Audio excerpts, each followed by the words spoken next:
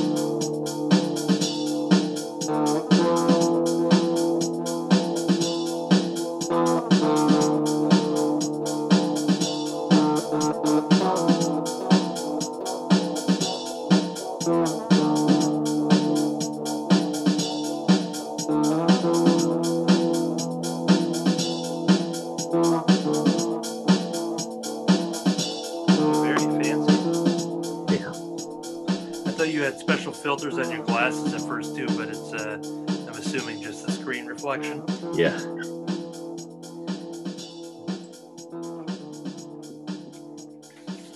Cool. And if you want to enable the share screen if it's not, because I'll have a picture to share again.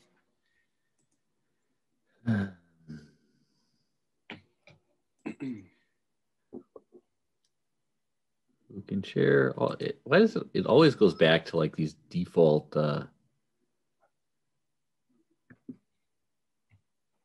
we go. That should do it. But it's not your fault, it's the D's fault. David's fault. Default. Yes.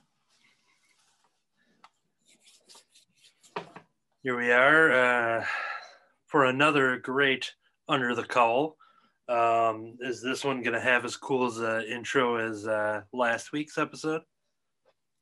I don't know. We'll have to see how this one goes.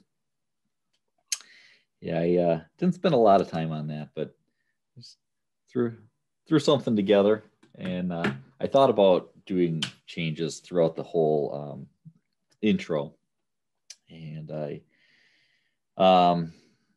didn't want to take the time to figure out what to do and whatever, so I stopped. You get a little bit into the intro, something a little different.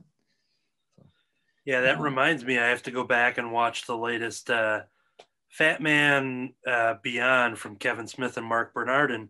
Depending on where I am in the week, sometimes I'll watch it on the YouTube version, or I'll just listen to the audio version. And I was listening to the audio version this week, and JC, who is the owner of the Scum and Villainy Cantina that they used to do the live shows at, but he's there and he's kind of running the show and doing all the computer stuff and fielding questions and stuff. He debuted a bamfing feature because he would always pop in and out of them talking if he needed to bring up a question or whatever he needed to do. And he was working on it for like a week or two. And so I got to go back on that video now because they added a special effect of him just bamfing in and out of their Zoom feed. So nice. There is also a post-credit scene. Every once in a while, I do put in a post-credit scene. Really? It's actually, as far as post-credit scenes go, it's somewhat lengthy too.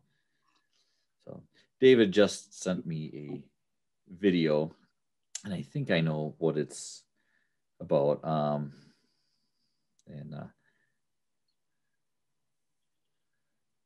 Oh, he got it already. He said he was pre-ordering it, and it's apparently out already.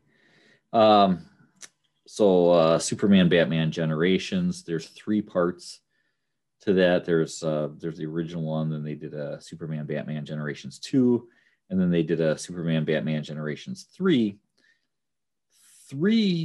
While the other ones have been easier to find, you could find them in like trade format and stuff like that. The third part you never could, and I had the individual issues of the first 2 series. I've never got my hands on the third one. I've never read it or anything, but they just released the Superman Batman Generations omnibus, So it's got all three of those collected together. And David was saying, because the way that these work is like, I'm trying to remember the year spacing. The first one is like, it jumps 10 years. It's like, every decade. So the characters are aging in real time and everything. And it starts out, 1939 and, or whatever year they actually started in. It might be that, because I think they go back to that. They actually have one where it's like Bruce Wayne before he's an adult and became Batman, and Superboy doing a kind of a team up too. But they jump ahead like 10 years, and then like the second one comes out and it's jumps ahead 11 years. So the further into it you get, the more off that spacing becomes. And then like I want to say that the third one, it deals with their like descendants and stuff like that. So I think it jumps by like 100 years or something like that. And you get that's where you get like Superman having twins. In this case, they were daughters and stuff like that. But I've never read the third one. He just picked up the omnibus. So I told him that I'm out of money. I just made a couple purchases myself. And so now he's going to have to bring it home so I can read it. Yeah, I did just see it recently in the catalog, and I don't know if that was what I saw or what that was, but I saw that title pop up. Yeah, he mentioned that he pre-ordered it, but he like just told me about it like within the last week or so. So I don't know if it was really a pre-order so much as just an order then. Yeah. I'm used to those diamond pre-orders where you pre-order it 2 months before it comes out, or longer, depending on what it is. And speaking of ordering, I ordered a pizza this past week, which went to Eaton's Pizzeria in West Bend. They have two locations, I think. There's Lamira, I think, is the other one that they advertise. And I go to the West Bend one, and they do a pizza of the month. And I've been forgetting to check. When I do orders, I do an online order at a certain time. It's all paid for. I just come in, say my name, pick it up. I'm in there for 10 seconds. But if you're in there ordering while you go there, they'll usually have like a big sign up front and stuff and say what it is. So I just been walking past this because I just go right to the counter, grab my pizza. But I happened to check it on the last day of the month and happened to see that there was a spaghetti and meatball pizza. This will be yet another time we've mentioned meatball. Go back to the past episodes to find out how I got that nickname. So I'm like, all right, I got to get the spaghetti and meatball pizza. Last day, I assume they weren't just jumping the gun for March and putting marches up there. So it was the actual last day. So I had the spaghetti and meatball pizza, in which I'm going to bring up on the share screen here so we can, and that is not it. That is last week's pizza. Right. Yeah, I was going to say, it looks very much like the last pizza that we talked about, the Detroit style pizza. Yeah, what's interesting is that I don't know why that one's up there, and now you can't find this one. It was so good, even the picture disappeared. Yeah, I'm looking at it right now, but just not on the share screen. What's weird is that on the share screen, I got the desktop, but I have that Pizza Hut picture, so I don't know if I like somehow uploaded that to this thing here. Here we go, files. I don't know what's going on here. So I'm going to try my desktop and see if that pops up. Oh, here we go. Okay, so I'll expand there. I did want to see a picture of this because I didn't know what to expect. I was thinking maybe some noodles strung along the top in the cheese and stuff, but no, they actually put spaghetti on a crust, cover it in cheese and meatballs and.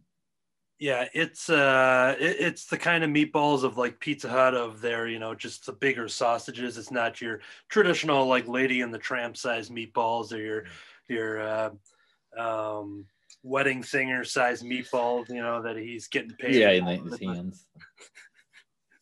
That's a good meat. That'd be great if they served it that way.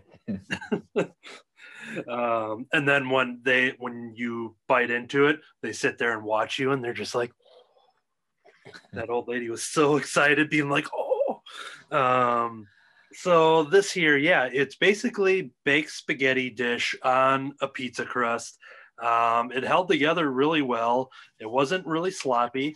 But I know, like, much like sloppy joes, you kids love them sloppy, but with the spaghetti here, it actually, yeah, it stayed together pretty well. I did add some Parmesan cheese shaken over the top there, but damn, it was so good. I bought a 14-inch one, so I actually turned it into 3 meals. As usually what I'll do, I'll just like cut off thirds of pizzas and make them at a time. So I'm not a big like leftovers reheat person, so I'll usually let it thaw a little bit, and I can cut it decent enough and then just freeze it right away without cooking it. So I actually got 3 meals out of this bad boy, and I just wish I knew about it at the beginning of February, because I would have gotten at least one a week. So essentially, it looks like you're eating spaghetti off an edible plate. Yeah, that's exactly how I said no it. fork needed. Now, when you take a bite of this pizza, do you like take a bite and then you have to kind of slurp up the noodles? It wasn't that bad. Like, it's almost like they're cut up in a way. So you don't have the long stringy ones, or at least I didn't on the one I had. But yeah, that's how I described it to someone today. It was that, like, yeah, it's spaghetti on an edible plate. And but yeah, I mean, if you like spaghetti, it's damn good. And there's a couple of people I told that were just like, "Ooh, that sounds gross," and I'm just like, "Spaghetti sounds gross." I'm like, I mean, that seems pretty basic. It's not like I'm saying this is like a tofu and deodorant pizza or something. So yeah, I mean, it's yeah, they're not that far removed, really. Spaghetti and pizza. You got your carbs, you got your in spaghetti, you've got a pasta. Pizza, you've got the crust. But otherwise, you've got your sauce, usually a meat sauce. We should have just started. Somebody's tuning in right now. Yeah. And here we are with a close-up of my ass. We zoom out, and then we see, nope, just some ass cheese. But yeah, so that was the close-up of Anthony's balls. Hey, now. This is the spaghetti meatball pizza, which would be fun to experiment with and just make a homemade pizza. I mean, it's pretty simple in the sense of, make a pot of spaghetti and just dump it on some crust and toss it in the oven. But it's much easier when a bunch of teenagers make it at Eaton's Pizza and I just pay for it. So, but yeah, if you want to check that out, they do a pizza of the month. I believe it's a jalapeno popper for the month of March. So if you're listening to this in the month of March and you're in the area, check out Eaton's Pizza. I'm going to stop sharing this here. This episode of Under the Cowl has been sponsored by... Just use the offer code Meatball to get no % off. That's not the only thing we're going to talk about, though. If you want to dive right in. Actually, before we do, a week has passed. Have you watched any of Superman and Lois yet? I haven't. It's probably going to be a while before I get a chance to see it. Although I really do want to see it. I didn't see any further episodes, but I hear another batch of reactions of like, hey, another great episode. So as far as the internet's concerned, they seem to really enjoy it. Yeah, I keep seeing the same ads for it, which is for the first episode or 2 or however they played it. They might have broken it into 2, but it was essentially like the premiere. The premiere, yes. And something that is getting close to a finale, the opposite of a premiere, is WandaVision. This is week 8 out of 9 for the show. And what we did last week basically just gave the quick overview, and then we can just kind of dive in rather than going second by second. Yeah, you talked about it a lot, but there is one word that I don't recall you using to describe that episode. And I'm shocked that you didn't use that word to describe that episode. Now I'm just overthinking whatever the most obvious thing is, but it's a word that you are known for using anytime we are approaching the last. See now, okay, about this one, okay, because okay, I thought you meant I missed saying a word last week, so I'm just thinking, I'm like, well, what word would I? Yeah, but I mean, even talking about it, yeah. Okay. So I mean, even talking about like the next one coming up, you did so. And I know the word now. So what we're going to be talking about is episode 8 of WandaVision, which is also known as the penultimate episode. Take a drink. Take a There's shot. one for penultimates. I pretended to take one because I was going to keep talking. So, it's fine. You can talk when you drink. You just sound like Merman from Masters of the Universe. Yeah. All right. So this is the quick overview of the episode, and then we'll kind of dive in wherever we want. Open up with an Agatha Harkness backstory back into the Salem witch trial era. We've got Wanda and Pietro as kids, and we see them during that Stark Industries bombing with their family and everything. So we see that for the first time.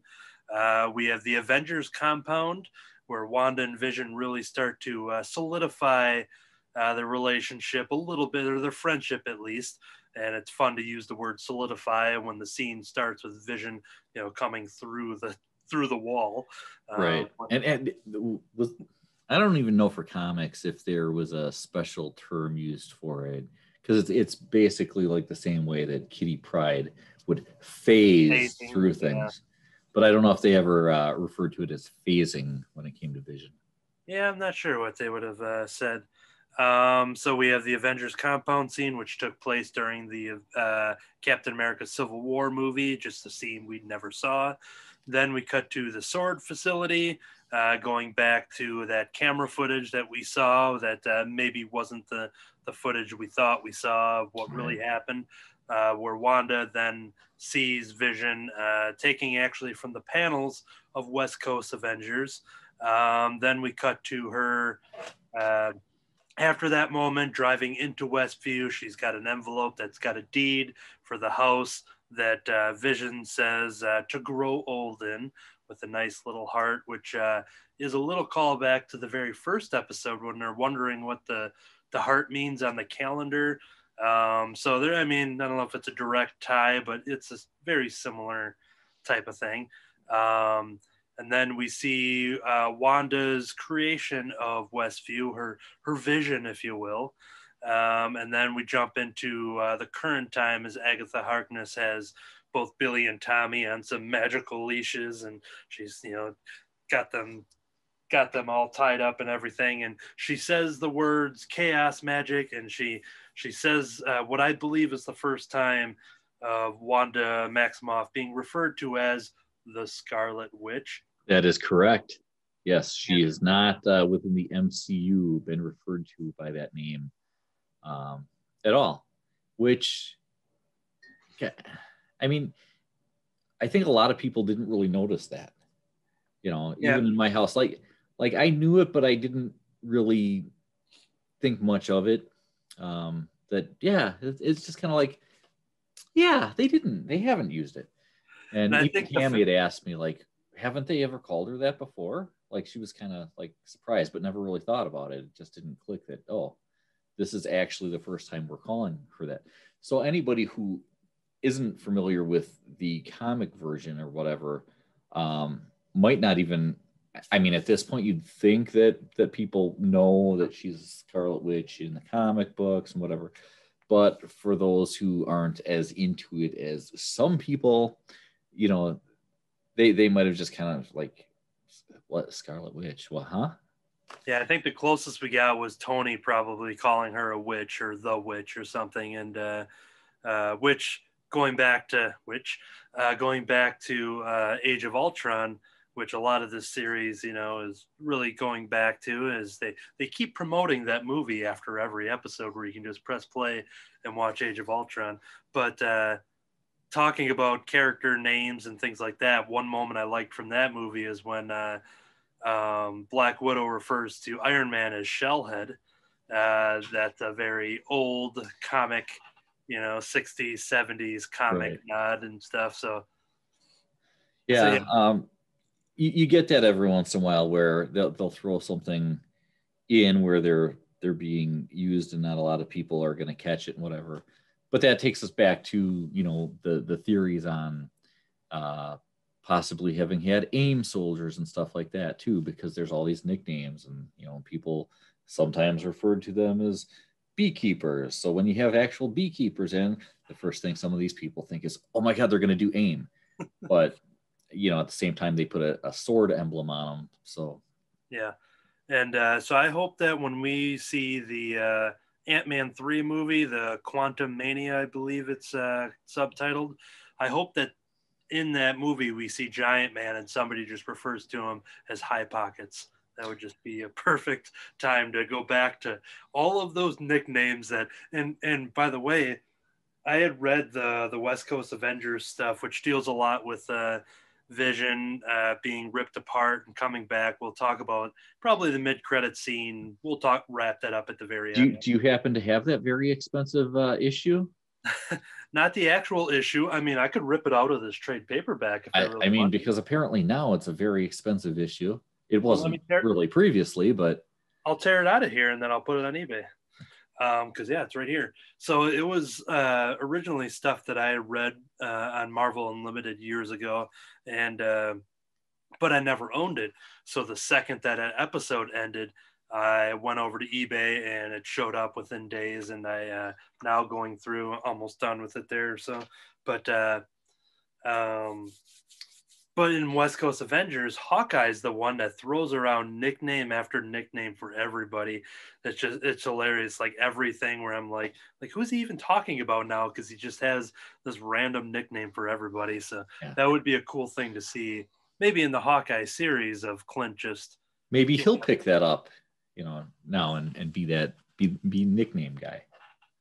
Nickname guy. For the guy that was called Arrow Guy from Ant-Man himself, he's like, all right, let's go, Arrow Guy. But yeah, so that's the episode. We will talk about the mid-credit scene probably just at the end to kind of cap it off as we lead into the finale. But going through that whole episode, what were your thoughts altogether as the penultimate episode is now on Disney Plus? Okay, what's funny is that we had talked about potentially having an episode where they fill in a little bit of things. So going back to my my guy at work who comes in right away Friday, he works second shift, so he watches it during the day, comes into work, and then starts talking to me about it. As though I have had some time during the course of my work day to just sit back and watch WandaVision. Right. But he came in and right away I'm like, no. And the other thing is I point out, like, hey, Jeff hasn't watched it yet. Mike hasn't watched it yet. Oh, Mike, you're watching this? Yeah. So, several people watching it. You can't just go throwing around spoilers all willy-nilly. Yeah. But he mentioned that he was disappointed in the episode. And I'm like, why? Without spoiling it. And he kind of told me, well, they kind of go back and like fill in some of these things. And I'm like, so you're disappointed that they're answering questions that you've got? Yeah, he's doing it because normally he'll ask you. Yeah, he doesn't want. He wants the answers to come from me, not from the show. And that's the one thing I really dug about the episode in the whole, just of seeing all of this stuff that obviously the reason why she went with the sitcoms and even just going into the stuff we heard about Age of Ultron, expanding on the Civil War scenes, and then once again going back into the WandaVision episode 4 to that security footage. Like, it was such a perfect way to just kind of be like, all right, you've got most of your answers. Now we can kind of concentrate the last episode just to go nuts. Right. So, so you and I had actually talked about, we kind of speculated that kind of might be what the episode is going back and filling in some of these things and getting some explanations so that we can, then get to, the ending and like resolve some of this stuff. Although I'm not expecting everything to be resolved, because we knew that they've told us this is part one of a 2-part story that will resume in Doctor Strange and the Multiverse of Madness. So I would expect some things, some closures on some aspects of it, but obviously there's going to be some things where it is going to roll in, and then we're going to have to wait, and we're all going to go, when is this movie coming out? Not a comic book event unless they are selling you the next event on the last page. So, but I thought it was, nice to actually have some answers and to put a few pieces together now, and get some backstory. And some of the backstory was just nice to have a little extra backstory. And some of it was like really there for the purpose of answering it. But all of it was for the purpose of letting us as the viewers know how we got, specifically Wanda got to this point, but also how Vision got to this point, because it's not what we were led to believe. We were shown that footage of her breaking in, she broke in and she stole Vision's body, but that's not at all what happened. mm-hmm. There was a little bit of breaking in, but not, it was more of a, I'm coming in, I'm coming in, I'm just not being gentle about it. But we got some of that backstory that was needed to answer questions that we had, and finally answer, what's going on. I'm not sure about somebody else being behind it or not. I still feel like there might be, and that might be a last minute reveal. Yeah. Which will then go to Doctor Strange. I'm kind of expecting that a little bit.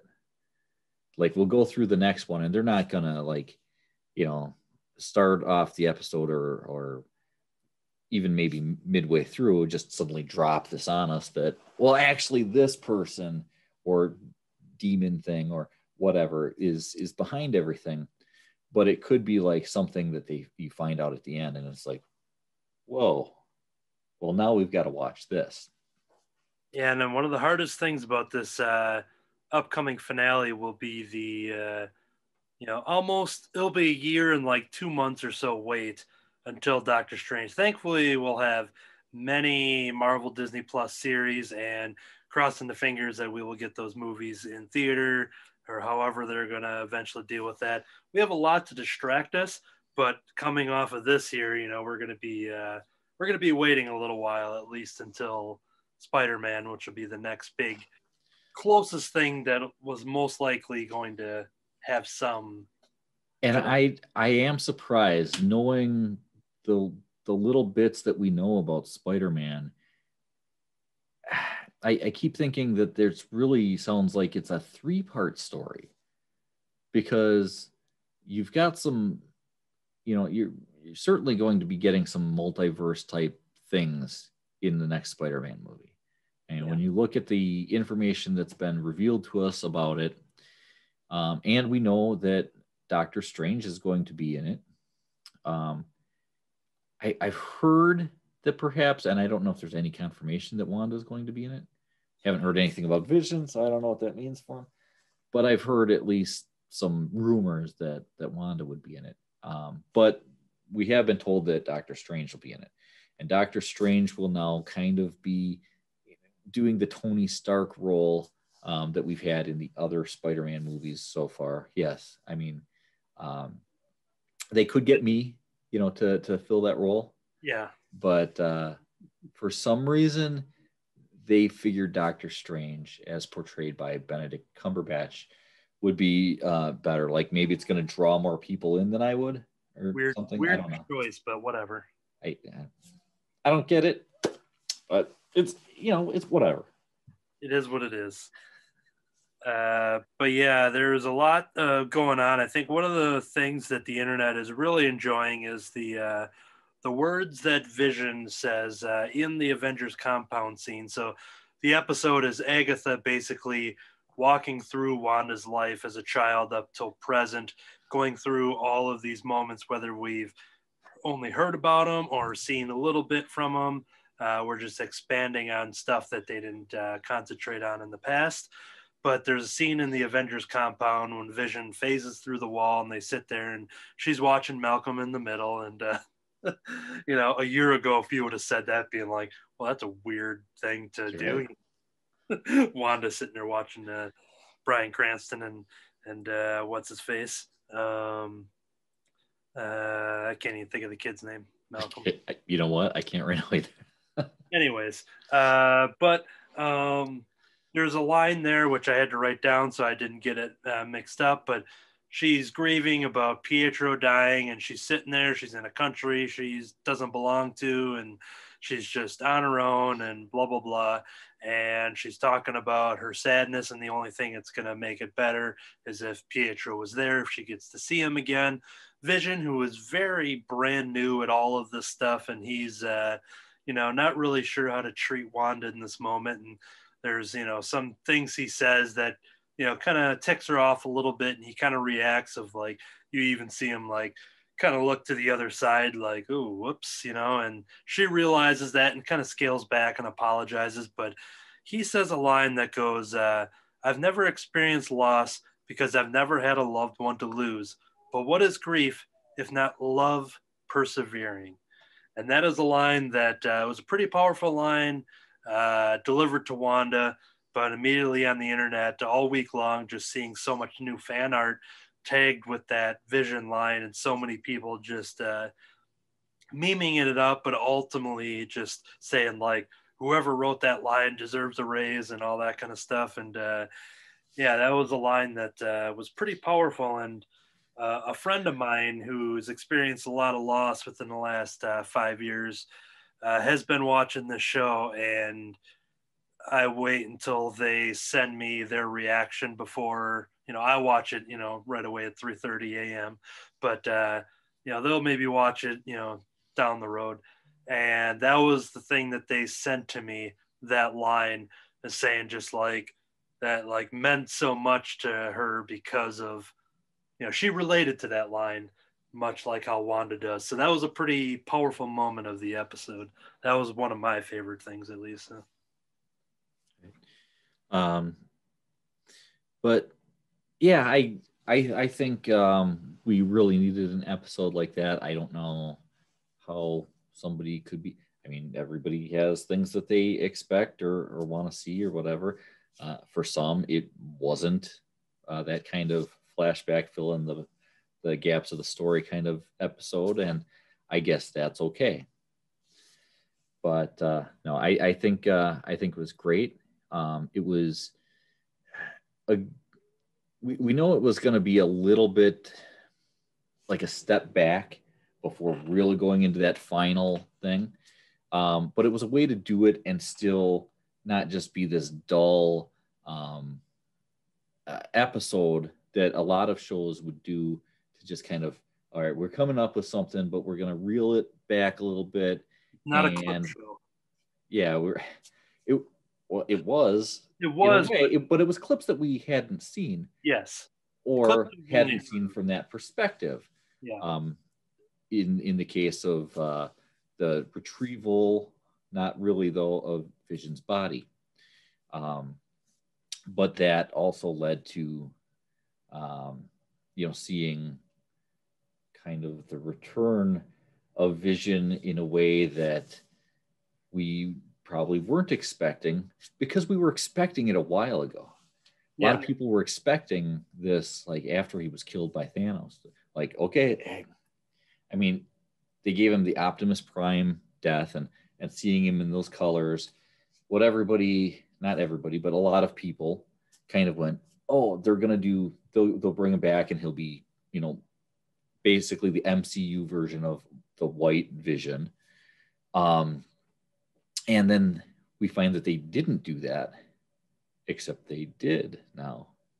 Yeah, when we saw that security footage in episode 4, I had only read it once, probably a decade prior or so, but thinking back at it, just being like, I should have seen this coming, just because they showed us that scene, which I did want to pull up here from the West Coast Avengers, the John Byrne run from the 80s, in which basically Mockingbird, character that we knew from Agents of S.H.I.E.L.D., but has nothing to do in the movie side of the universe of Marvel. Right, because they already wasted that chance in Agents of S.H.I.E.L.D. And they wake up at the Avengers facility in this comic, and Wanda is wondering where Vision is, and just kind of going around, doesn't know where Vision is. And they go outside, and all of a sudden Ultron 5 is attacking. So all the Avengers assemble onto the front lawn and start fighting Ultron and stuff. And there's a cool scene where Hank Pym shrinks Wonder Man without him knowing, without his knowledge or consent. He just shrinks him, and then he's like, all right, you have to go jump in Ultron's mouth. And he's like, what? He's like, do it, just fly, we only have a couple seconds. He's in there, he's like, well, what am I supposed to do? He's like, I don't know what's going on. And then he goes, hold on, just have a couple more seconds. And then all of a sudden the Pym particles returned, and there's an awesome panel of Wonder Man just growing bigger inside of should find different words for this, growing bigger inside of Ultron and ripping him in half. There was a TV warning on that issue saying contains graphic scenes. Yeah. When you say it like that, and you had already said the words without his consent. Yeah. So all that stuff's going on, but it was all the distraction, and Bobby was kind of Mockingbird was all tricked into kind of keeping them distracted, because these Russians who were pretending to be S.H.I.E.L.D. had stolen Vision's body, because talking about him being a weapon and all that, all the stuff that we've seen being said by Hayward and everything. And once Bobby is kind of snapped out of this, she was kind of under a spell or something. She was tricked into thinking one thing was happening and whatever. So she joins up with the Avengers. They go back to where she was for that fake S.H.I.E.L.D. agency. And Wanda breaks in, and a big splash page here. And I assume it's up as I can't. Okay, yep. Where she comes up and sees Vision just ripped apart. You see his loose skin down here. Which is pretty crazy. It's like he just took off his wetsuit after school. It's like a suit. But this scene there is something that it didn't register with me, but we basically see that in WandaVision, kind of ripped right out of the comics. And then as well as the moment we were talking about already with the White Vision. So that was such an awesome, it would have been West Coast Avengers number 45 is that famous cover, which is an homage to Vision's, I think, issue 65 or 68 of the Avengers run, something like that, of his first appearance, but now the first appearance of the White Vision there. But yeah, that was a great way to I love seeing the show has two different reactions, whether it's the movie or the show, from these fans, where you got the comic book people who are reacting in certain ways to White Vision, being like, oh my God, it's White Vision, it's White Vision. And then you'll have people that, don't know anything about that, but are just like, oh, there's another Vision. He's an evil Vision. It's just like everyone's excited, but then there's just two different angles on where that excitement is drawn from. And that's what I'm a big fan of. Now, in my opinion, this is the right way, I think, to incorporate the comics back into movies or TV shows or whatever. Because, like I've said in the past, we want these characters to be like they are in the comics. You know, if they're too far removed, it kind of ruins it for the comic book fans. And typically it's not as good, you know, for people who aren't even comic book fans. You know, I think we found that staying a little bit more true to the comic book origins is the way to go. And yet you don't want to go like panel for panel, page for page, book for book. You know, doing that, you kind of do your own thing, because you don't want to put, you know, 30, 40, 50 years of comic book history in a movie or two, or a couple seasons of a show, or whatever. So you have to do some things that make it different. You have to keep it fresh for, you know, for old audiences as well as for the new audiences. But tying it back to the comic books by giving it strong nods, you know, just is better than a couple little Easter eggs, you know, actually going to a point where it's like it's not the same as the comic. And then all of a sudden you've got stuff where there are some almost panel by panel things that they do in there. We got here a different way, but we're jumping back to it, and here we are. And it's probably going to veer off on its own again. But that's an excellent way to do both, to do something new, but also to stick to the comic book origins, and to please the comic book fans at the same time as surprising them, and not just giving us the same thing that we already have. Just this time it's like, you know, not just two-dimensional panels on paper.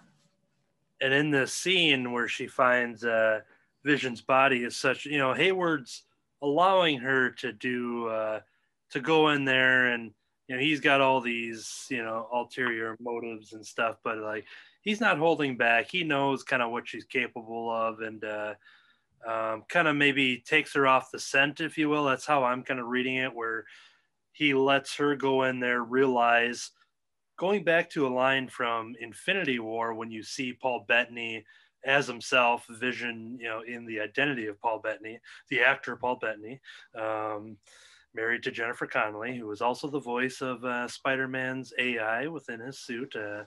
Hashtag it's all connected. When they're having a moment and she says to him, being like, I can feel you. And then you cut to this scene where he's ripped apart and his head's decapitated and all of his robot parts are just sitting there on the lab table. And she goes, I can't feel you. And that's when she knows that he's gone.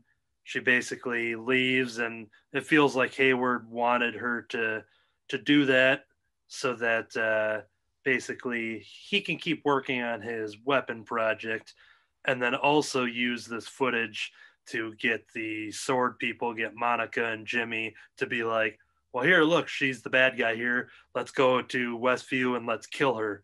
Like, he gave them enough evidence to show that she was the bad person for coming in and stealing and whatever, even though that is not what happened. But lying and saying that, yeah, she stole Vision's body, when now we found out that it's not. So he definitely was keeping that and covering it up. And while he's trying to make a weapon, now he's got this other person to blame and go to kind of cover his tracks. So it'll be interesting, I think, to see what his motivations really are as well.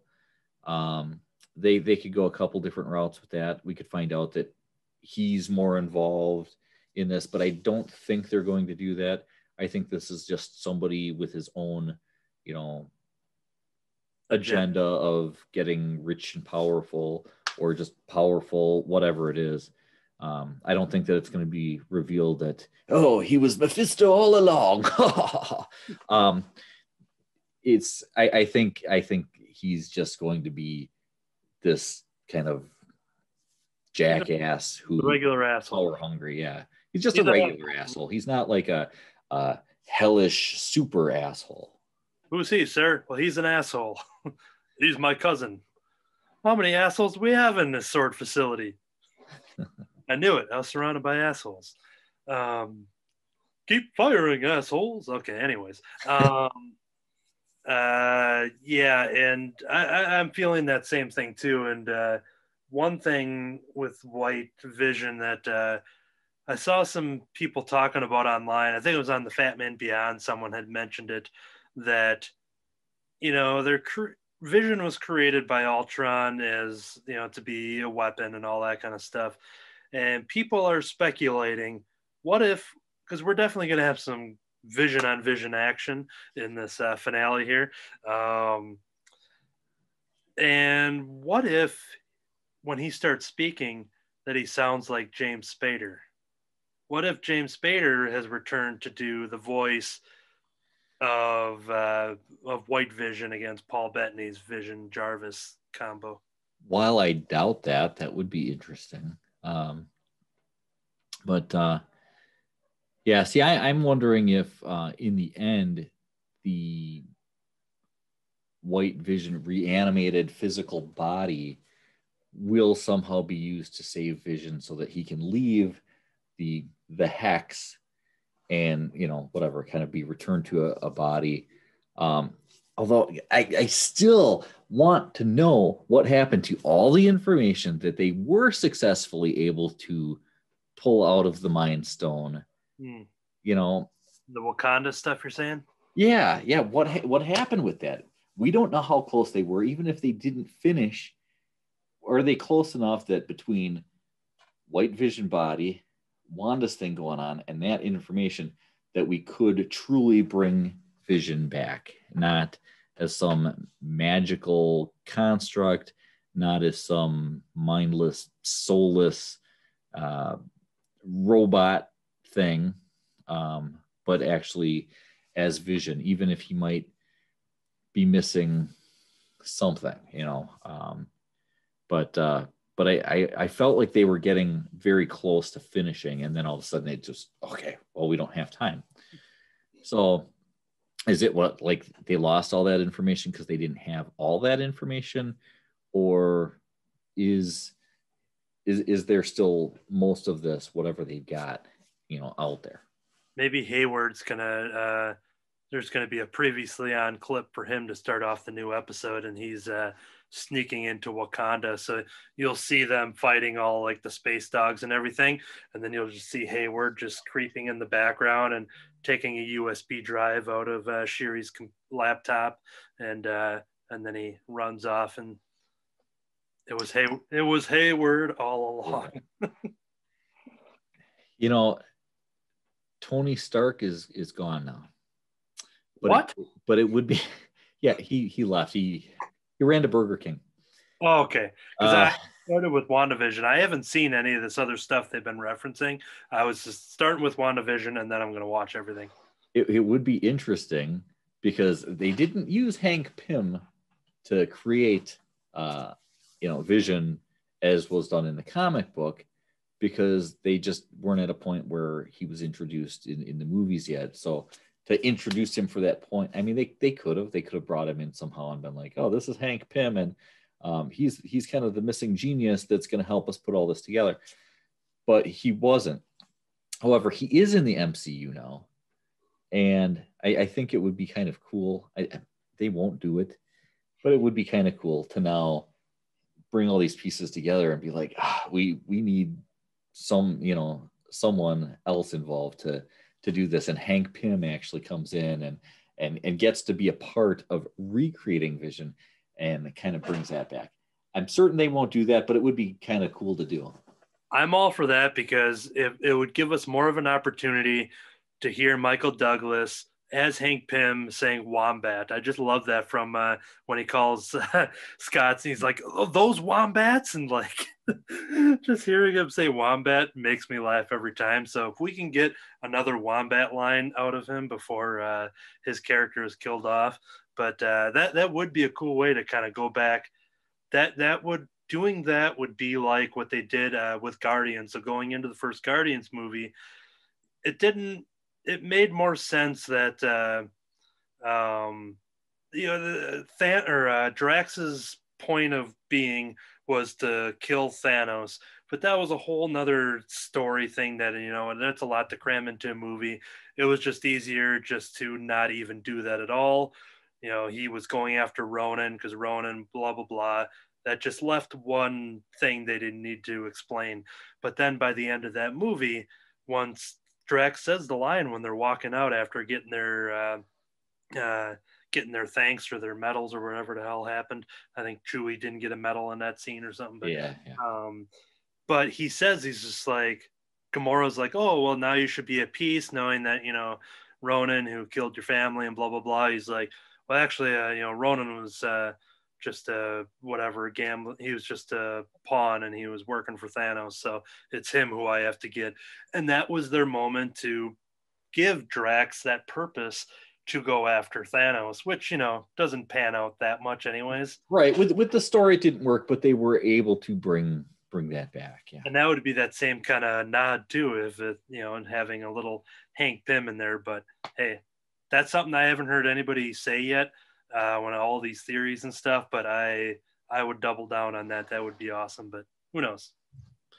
Yeah. See, Guardians of the Galaxy, Drax, I think they should have just had him be clumsier and always breaking stuff. And they could be, dude, you're such a destroyer. Just having him watch Elf more, because he did that a lot in those comics where they didn't want him part of any of the missions, so they just put on a TV, and for several comics he's just eating junk food and watching Elf on TV. But yeah, lots of stuff in the episode. I just love just anytime this show is given Elizabeth Olsen showing off her acting range, which she showed off in independent films and stuff. She was an indie star in her own right before getting the Marvel franchise and stuff, but she's had a pretty successful career on the indie circuit and showing her strengths and stuff. But this show has just put her through the ringer of doing comedy and slapstick and evil and good and sadness. She's proving that she's not just the Olsen twins clone. Yeah.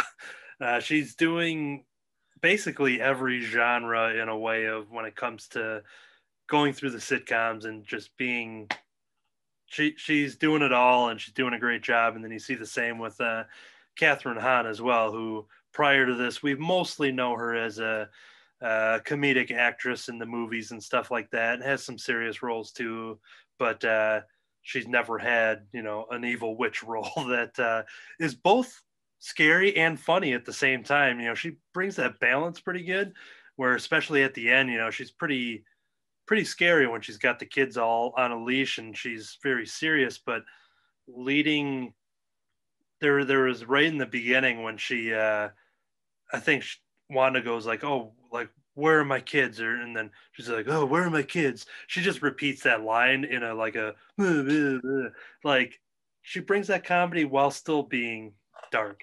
She really makes a good blending of like she pulls off doing the comedic sidekick and Wicked Witch.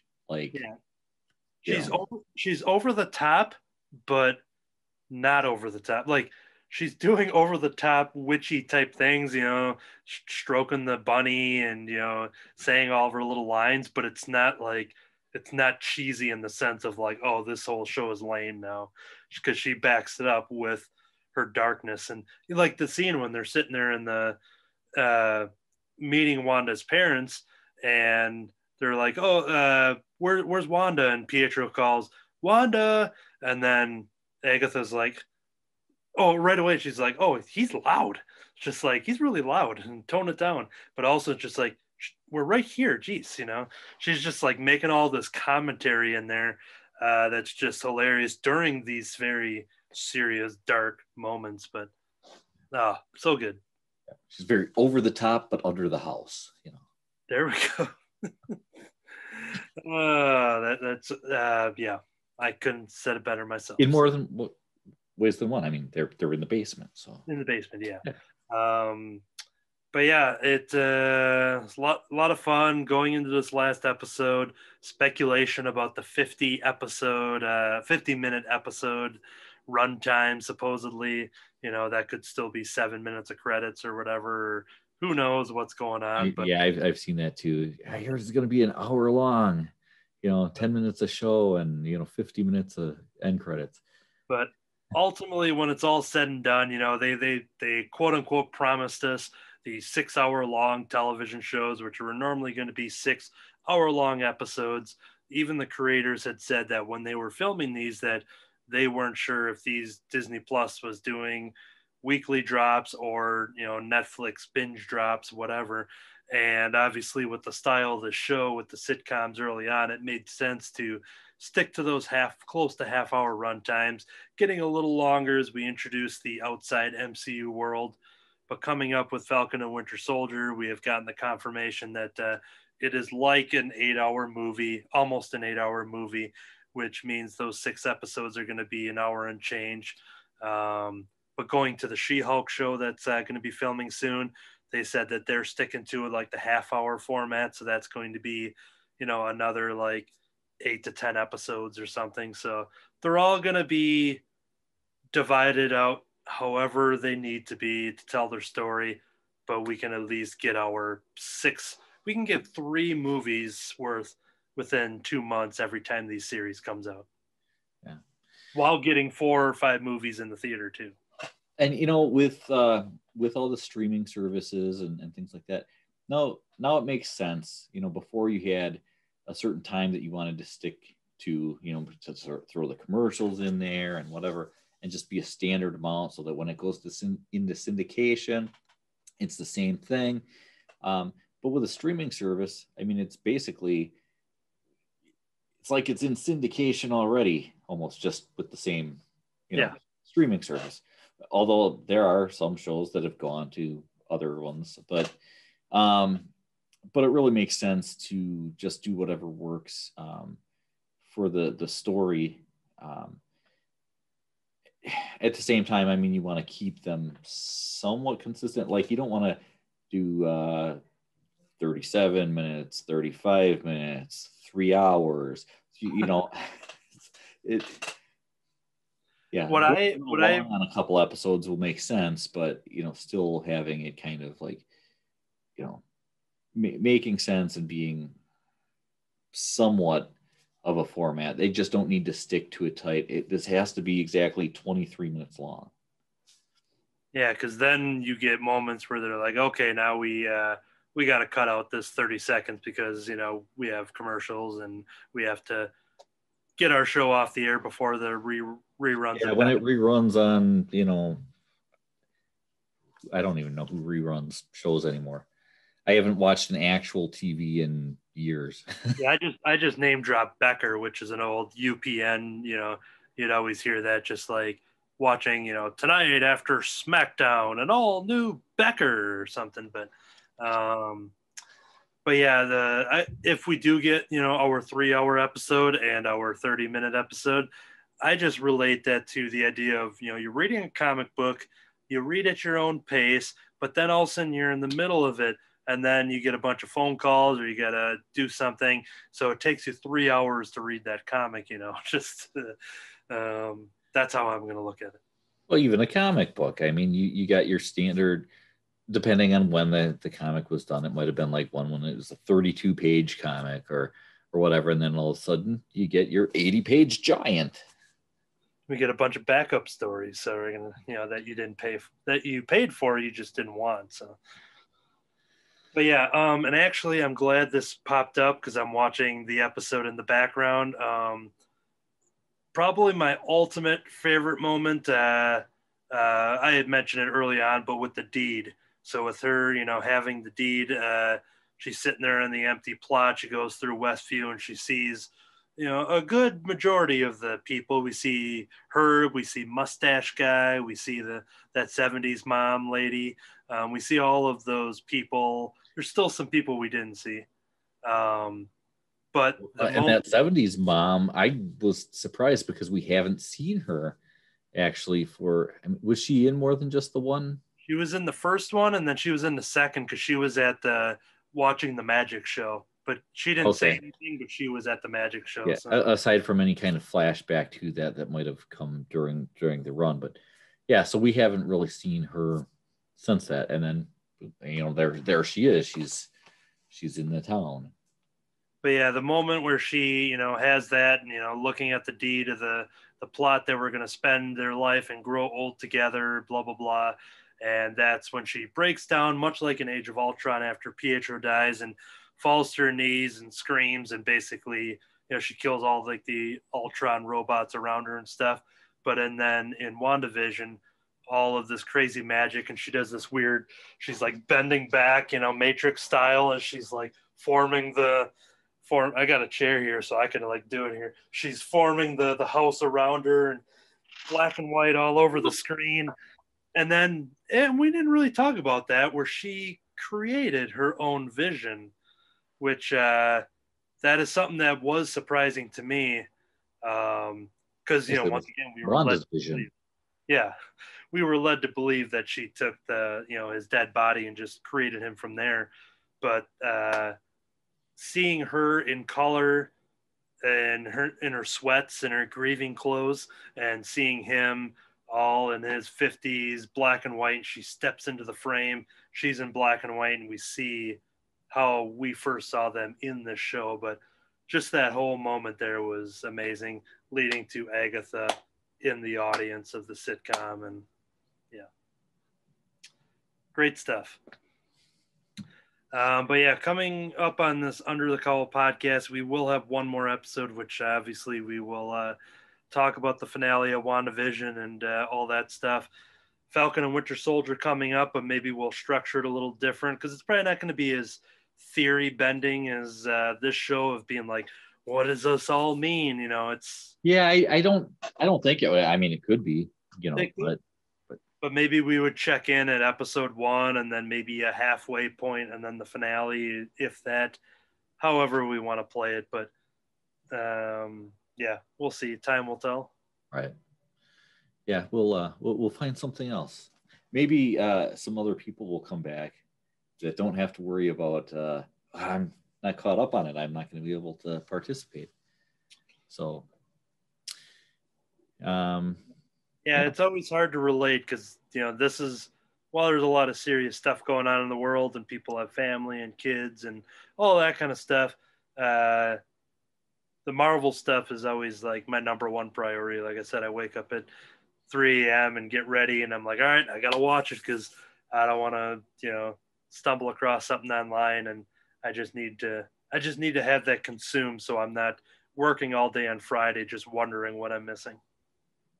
Yeah, I walk in the door, and Tammy's there to greet me and the kids whenever. I just right by them, sit down and turn on some WandaVision. There you go. Yes. I don't, though, because we watch it together. Okay. Yep. See, and I got that. I don't have to wait on anybody. I do watch it with a friend on Friday afternoon. The friend I introduced the MCU to this past summer for the first time. So for the MCU is still about 9 months old to her. So yeah, that's pretty fun that she's been watching it, and now she's going to be up to date, and she's excited when the theaters will be open and these movies start coming out, so we can not only get back to normalcy of going to the theater for new big blockbusters, but also because there's a lot of Marvel content that they've been making in the meantime. Yeah. So next week, I mean, you want to take a shot? You got any kind of theories, or where do you see the last episode going of this show? I would say that my blanket prediction, because my prediction for this one, once we were talking about, is pretty spot on as far as the backstory stuff. The White Vision stuff, though, that threw me for a loop. I wasn't expecting that. So we're definitely going to have some Vision on Vision action, but I got a feeling we're going to have our Wanda, our in color Vision, and Spectra Vision. We're going to have our Monica is going to be all powered up and just really starting to show her cosmic blasts and things like that. all of them are going to team up to fight our White Vision, who might just be very overpowered. I'm wondering where Agatha's going to fit in this. There's part of me that's still wondering if she's going to be fighting with the good people once White Vision comes in or something, because her character has gone back and forth in the comics. So I think there's at least going to be that big battle. We're definitely I'm saying this. We're definitely going to get Doctor Strange to be one of the cameos, but I still think there's one Hank Pym sized cameo. There's still something that nobody. It's a Marvel thing. It's Disney Plus thing. You look at the Mandalorian, all the crazy stuff. This has to last us until May 2022 for Doctor Strange. There's got to be one missing thing that nobody saw coming beyond Quicksilver. No, but you did bring up a good point though. I mean, one episode left, and we have a lot to cover. I mean, we've got to get Wanda and Vision, yes, the color Vision, back together, reunite the family, which we've seen that image with them all, in their fighting family pose. Yep. But you've got Agatha Harkness over here. You got, your whoever's involved. It's not all Sword, but because we've seen that some of them are helping. But oh yeah. But you have at least some of them, So will there be sides taken? Is it just going to be this big three-way? Is there? What now? It is, and I will say that at the time of this recording, Robert Hack, who is the artist for the Chilling Adventures of Sabrina comic, he does a lot of sexy art, and he posted that apparently it is National Three-Way Day, and he posted like a sexy art piece that he made just to celebrate the holiday. So who knows? I got to run upstairs before Tammy goes to bed. Back to work. Hey, did you know it's National Three-Way Day? There's still time left. Yeah, and then we followed up tomorrow, which is National Divorce Day. It's weird how they fall so close to each other every year.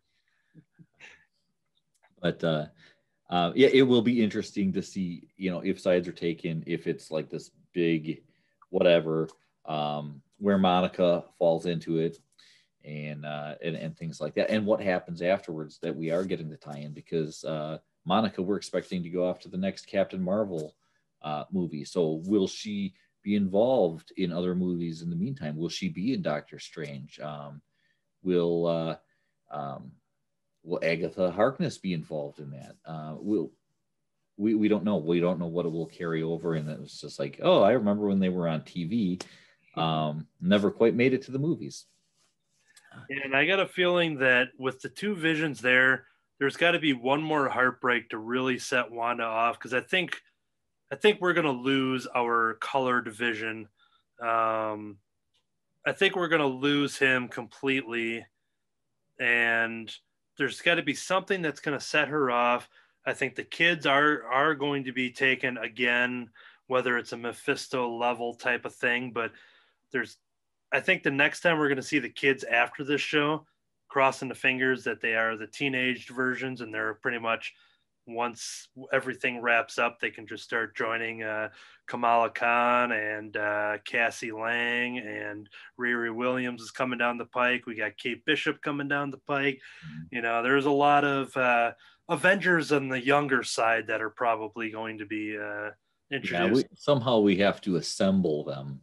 Yeah. But that's what I'm thinking, is that we're going to have one very tragic something that's got to just tip Wanda off to the ultimate extreme, because she's got one more powerful performance in her delivery. So, and at the same time, I mean, what an ending for a show, to have your main characters just completely crushed.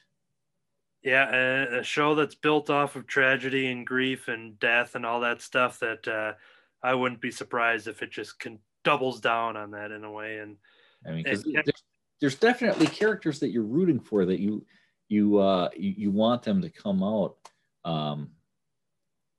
on top here. You want to see Vision. You want to see Vision survive this.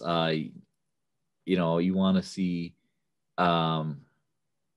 Wanda be okay, but you kind of feel like she's not. So I guess I could kind of see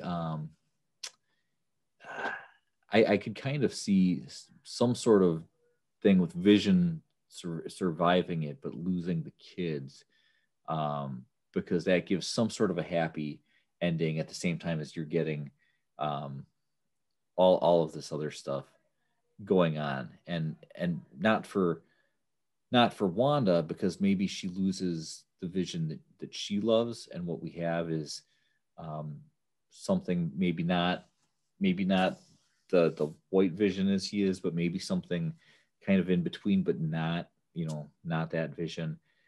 And maybe it won't matter that it's that Vision, because the crushing death of her, or disappearance, or whatever happens with the twins, could be enough to set her off. So there's a few different ways that this could go. I don't think that, you know, it's going to come out great for everybody.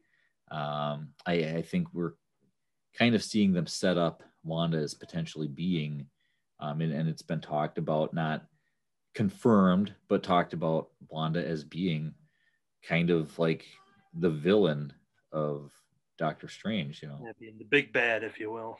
So I guess we're only a couple of days away from finding out. Yep, and then I think, like you said, it's not going to end pretty for, you know, I think the only people that it is going to end happily for, as far as entertainment wise, will be the audience.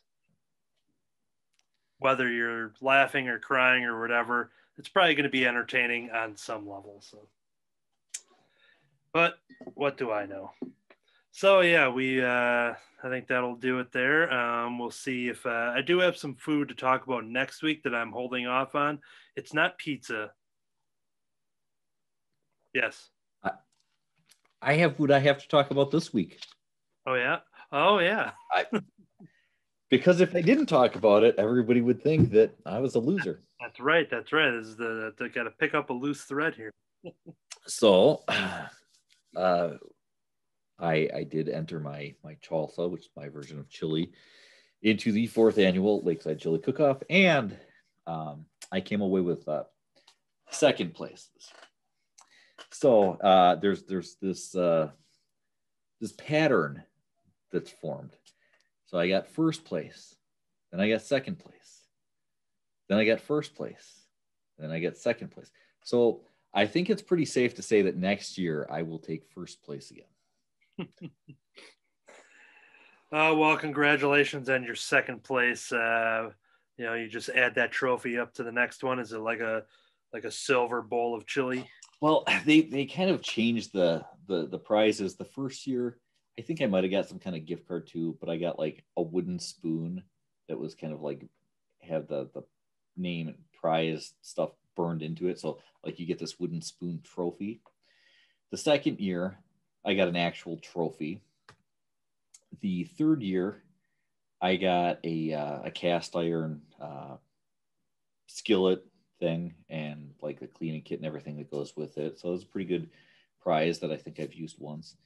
And then this time I got an electric skillet. The first prize was an air fryer, and that I feel like maybe I could have. See, I use an electric skillet all the time, but I've got one. Although it's got to be washed in between uses, like for one meal, because you know I'll be cooking up some beef or something like that, and then my kids are having something where they're cooking something in it. So now we can do that at the same time and save time. But air fryer, the only air fryer we have now is like that little single serving thing. And with a family, how often are you going to use an air fryer that fries like, you know, one serving of fries or something like that? So it would have been nice to get a bigger one, but that's fine. I knew going into it, I had actually screwed up my recipe a little bit. Knew that, tried to fix it one way, but kind of overcompensated, and then it went too far another way. And some people didn't know, couldn't care, you know, didn't care. I've got some like actual fans that are like, that's David's. They know it and they get excited about it. And then other people are like, whatever, didn't like it. Actually, I've got one person that's like all 4 years, like, I didn't like that one. I didn't like that one. And he's very vocal about which one he doesn't like, and it's mine. But clearly he's the minority. But it is funny because it's like the only one that he's very like vocal about not liking, and it happens to be mine.